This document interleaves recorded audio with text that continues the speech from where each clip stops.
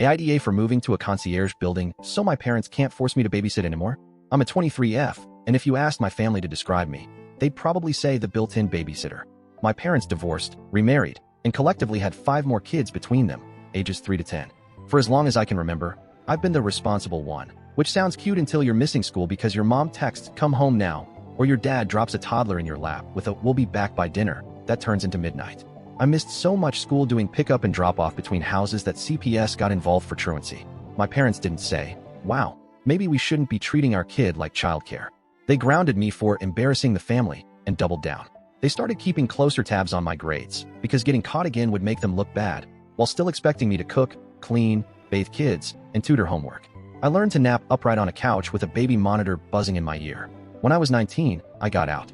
A friend's dad owned an older building and knew my situation. He let me rent a small studio for way below market. It was the first time I could hear my own thoughts. I got a job. I bought mismatched plates at a yard sale. I cried over a $14 thrift store rug because it was mine. And then my parents figured out that my independence came with a front door and no doorman. Suddenly, I was so convenient. They would show up with no warning. I'd come home from a shift to find 2 kids coloring on my floor and a note on my counter that read, "Be back before bedtime." Spoiler, they weren't. I lost that job because I called out one too many times. My dad literally said, "Good. Now you can babysit full-time." I eventually stood up to him, shaking so hard my voice sounded like a phone on vibrate, and told him I wasn't a third parent. He backhanded me. "I don't care how old you are. You'll do as I say," he said, like it was some kind of law of physics. That's when my boyfriend, 24M, said, "Enough. Move in with me. My building has a concierge. They can't get upstairs unless you say yes." It sounded like a fantasy. I sold most of my stuff, moved in with him, got put on the lease once I landed a new job with actual benefits. I almost passed out in HR when I saw the PTO, and gave notice to my friend's dad, who told me he was proud of me. I slept like a human for the first time in years. Yesterday, my phone started buzzing while I was at home on my day off, doing laundry and answering emails. My building's front desk called. "Hi, is this my name? Your father is downstairs with several children. He's asking to be buzzed up." I stood there holding a sock like it was a grenade. "Do not let them up," I said, and my voice came out steadier than I felt. "They are not allowed upstairs. Please ask them to leave. If they refuse, call the police." The concierge paused. "Understood." 30 seconds later, my phone lit up like fireworks. "Dad, open the door. Dad, don't play games. Stepmom, we're already here. Don't be dramatic." Then a call from an unknown number. I picked up. It was my dad, voice already pissed. "Stop this crap and let us up. Your brothers and sisters are hungry." I said, "I didn't invite you. You can't drop them on me. Turn around." He laughed, sharp and mean. "You live where people have to ask permission now? You think that makes you special? Open the door." I repeated, "No." It was the most powerful 2-letter word I've ever said. He started listing errands he had to run, the dentist appointment he couldn't miss, the favor he was asking. And then when I didn't waver, he flipped, ungrateful. "After everything we've done for you." And because he was losing, he said the thing he always says, "When I see you, your ass is grass." I hung up, put my phone face down, and stepped into the hallway to breathe. My boyfriend texted, "On my way back. You okay?" I told him the basics. He replied, "Stay inside. Lock the door." "I'm almost there." Downstairs, the concierge called again. "They're refusing to leave, so per your instruction, we're contacting the police." I went cold and hot at the same time. I don't like involving the police in family mess, but I also remembered being 16 and taking a crying 4-year-old to the bathroom at 3 a.m. because no one else woke up, and the backhand that made my ears ring last year, and the job I lost. The line in my head went bold. "I am done being their emergency plan." 15 minutes later, I heard sirens fade, and my phone finally stopped vibrating. I sat on the edge of the bed and realized my hands were trembling like I'd just stepped off a roller coaster. When my boyfriend got home, he dropped his keys into the dish and wrapped me up without saying anything. I cried into his hoodie and said, "I feel like a villain." He said, "You feel like a villain because your abuser told you the rules. But the rules were always for their convenience." Here's the part where I spiral and try to explain why a locked door still feels like betrayal. I grew up being told family means sacrifice. You don't have kids, you have time. We can't afford a sitter. You're so good with them. It's just a few hours. That script burrowed deep. It hits me in the guilt center every time.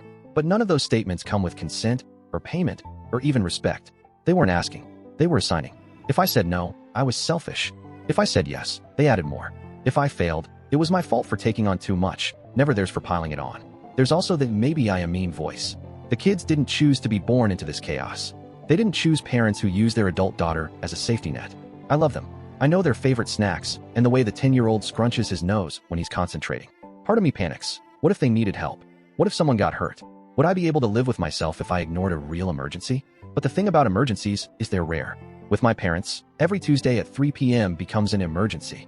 If I don't create a boundary they respect, which they don't, then every part of my life, my job, my relationships, my mental health, gets treated like it exists to serve their schedule. I'm allowed to have a life. I'm allowed to say, I will not be your childcare, especially when they've been violent and threatening. Also, I'm not ignoring my siblings.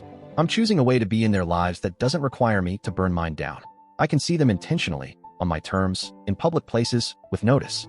I can be an older sister, not a third parent. That's the difference between love and obligation. Love shows up with consent. Obligation shows up at your door with 5 kids and a diaper bag you didn't pack. Family drama spreads like glitter. My dad and stepmom have been blasting the group chats. My stepmom wrote, she thinks she's better than us because she lives in a fancy building. My aunt, who's always been the keep the peace type, sent me a private message. Couldn't you have watched them just this once? They were already there. I typed and deleted 3 different versions of just this once has been my entire 20s. Then I sent a calmer response. I've asked them not to drop the kids on me. They showed up without warning. I said no. That boundary stands. On the other side, my boyfriend's friends, my coworker who lived through similar stuff, and even the concierge were on team boundary. My coworker said, text me if you want me to walk with you to file the report. The concierge left a note in our building profile. Do not admit names. Call police if they refuse to leave. It felt surreal to have strangers respect my no more than my parents ever did. My mom, who's remarried on the other branch of this family tree, called later that night, voice tight. Your father told me what happened, she said. You know he's stubborn. Maybe you could have handled it differently. I said, he hit me the last time I set a boundary. He threatened me today. What differently is there? She went quiet. Then she said, I don't like how he talks to you. It wasn't the grand defense I wanted, but it was something. She added, if they try again, send them to me. I'll figure it out. I don't know if she will. But her saying it felt like a tiny crack of light. By the time we drove to the police station to make a report, my boyfriend's hand a constant weight on my knee. I felt equal parts brave and nauseous. The officer took my statement, noted the prior physical incident, and gave me information on restraining orders. I kept thinking, I'm documenting what my own parent did to me. Younger me would have swallowed it and moved on. Current me is learning that loving your siblings doesn't mean sacrificing yourself to their parents' choices. I'm not looking to cut my siblings out. I want to be their goofy, reliable big sister who shows up at school plays and knows all the lyrics to their favorite songs. I just refuse to be the emergency exit they run through every time they plan poorly. The concierge isn't a punishment. It's a boundary with a desk and a visitor log. So, AITA for moving somewhere my parents can't force me to babysit and for telling the front desk to call the cops when they refuse to leave? Or am I finally acting like an adult by protecting my job, my home, and my sanity? Update. A couple days after posting, I followed through on making things official. With my boyfriend beside me, I filed for a temporary restraining order against my dad. I included the backhand incident from last year and screenshots of the threats, your ass is grass, and a few others I won't repeat. The judge granted a temporary order pending a hearing next month. I'm scared of that court date, but I also felt a weird rush of relief walking out with paperwork that says, in legal language, no, you can't do this. The concierge now has copies of the order, and building management added a flag to my account. They told me, if anyone tries to cause trouble, we'll escort them out and document it. My dad has called less since a police officer served him, but he left one voicemail claiming I'm ruining the family and lying for attention. My stepmom texted that I owe them for everything they paid for when I was a kid. I didn't respond. My therapist, started last week, covered by my new job's insurance, helped me script a neutral message that I sent to a family group chat. For everyone's clarity, please do not come to my building unannounced. I am not available for childcare. If you need me, text first to schedule a visit in a public place. Any threats or surprise drop-offs will go through the proper channels. Predictably, my aunt wrote a paragraph about forgiveness. My cousin, who's 21, DM'd me proud of you. Tiny wins. The best part, I took my oldest half-brother, 10, to get ice cream at a park near school. I texted my mom ahead of time and got her okay since it was her custody day. He told me he likes being with me when we're not in trouble time. I asked what that meant. He said, when we're at your place before, everyone was mad. I felt like someone squeezed my lungs. We ate our cones.